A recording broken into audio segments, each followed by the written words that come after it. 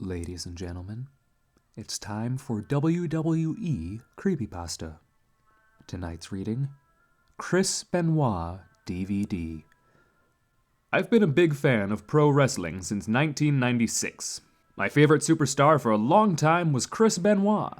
However, in 2007, Benoit killed his wife, his son, and finally himself.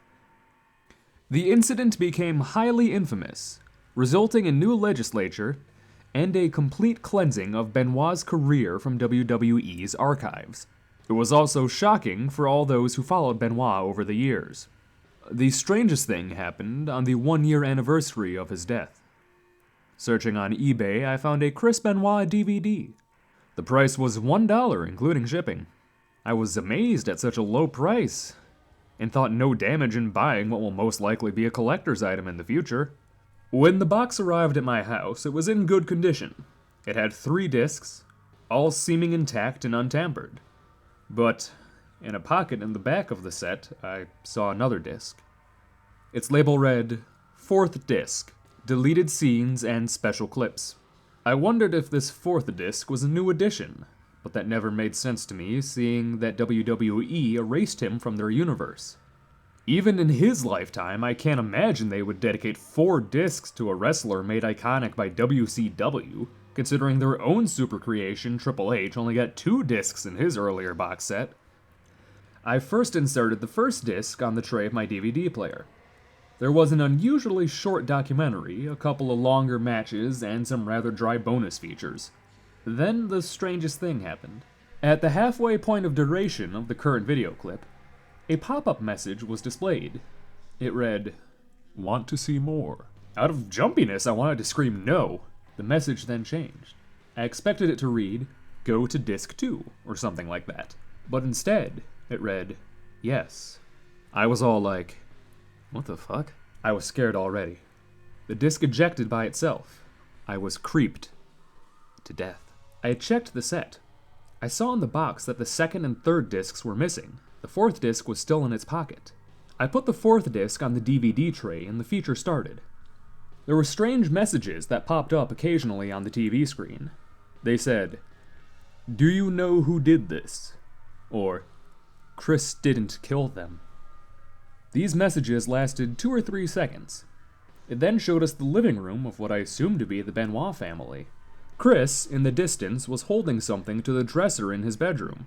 I couldn't tell what it was due to the mediocre definition, but I had a damn good feeling what it was going to be. Surely, he lifted it off the dresser, and it turned to be a gun in his hand. He shot whoever was filming him on the first shot. When the cameraman fell and the camera tumbled, I could see that his wife Nancy was filming the event with their son Daniel. Then the unexpected happened.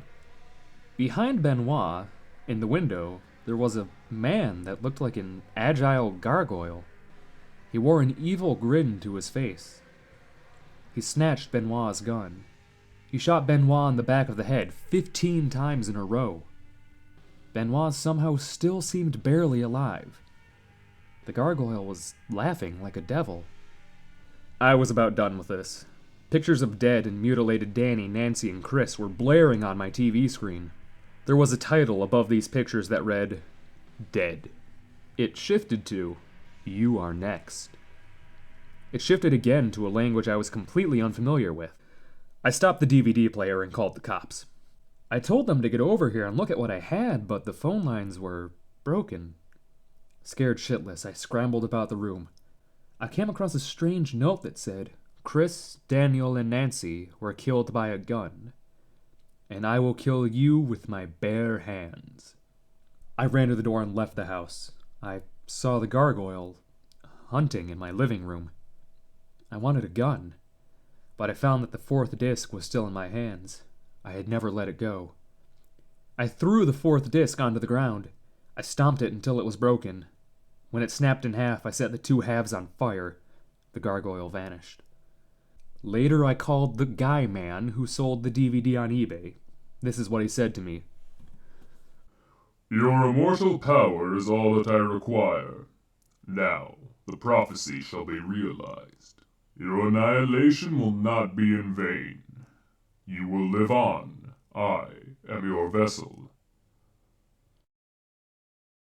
Well, that's the end of the story from now. Thanks for listening. Oh,